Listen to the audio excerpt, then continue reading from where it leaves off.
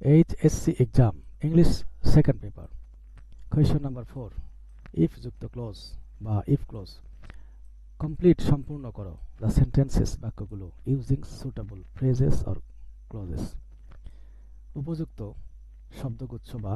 বাক্যাংশ ব্যবহার করে ফিজিক্যাল এক্সারসাইজ শরীরচর্চা কিপস আস আমাদেরকে রাখে হেলথি সুস্থ অ্যান্ড এবং স্ট্রং শক্তিশালী ইফ ইউ টেক যদি তুমি করো রেগুলার ফিজিক্যাল এক্সারসাইজ নিয়মিত শরীরচর্চা এই অংশে একটা সুটেবল ক্লোজ লাগাতে হবে ফিজিক্যাল এক্সারসাইজ শরীরচর্চা কিপস আস আমাদেরকে রাখে হেলথি সুস্থ অ্যান্ড এবং স্ট্রং শক্তিশালী ইফ ইউ টেক যদি তুমি করো রেগুলার ফিজিক্যাল এক্সারসাইজ নিয়মিত শরীরচর্চা এই জায়গাতে আমরা একটা ক্লোজ ব্যবহার করব এই ফাঁকা জায়গাতে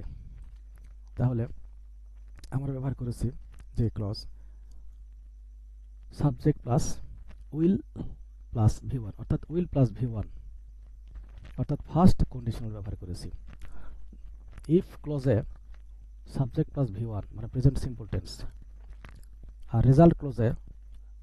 উইল প্লাস ভি1 ফিউচার সিম্পল টেন্স তার মানে হচ্ছে ফার্স্ট কন্ডিশনাল ব্যবহার করা হয়েছে